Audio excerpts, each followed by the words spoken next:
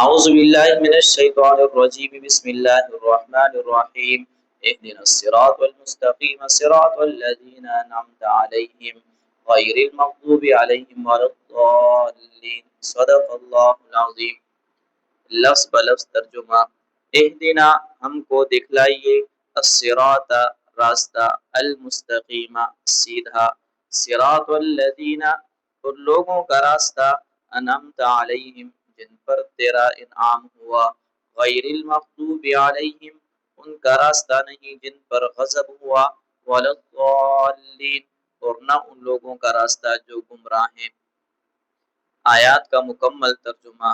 اهدنا الصراط المستقیم دکھلائے ہمیں سیدھا راستہ، صراط الذین انعمت علیہم ان لوگوں کا راستہ جن پر آپ کا انعام ہوا، غیر المغضوب علیہم ان کا راستہ نہیں جن پر غضب ہوا، ولا الضالین اور نہ گمراہوں کا۔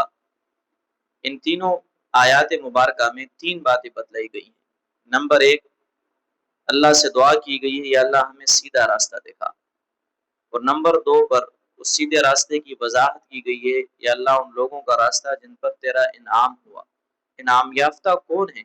نمبر ایک انبیاء، نمبر دو صدیقین، نمبر تین شہداء اور نمبر چار صالحین کا راستہ۔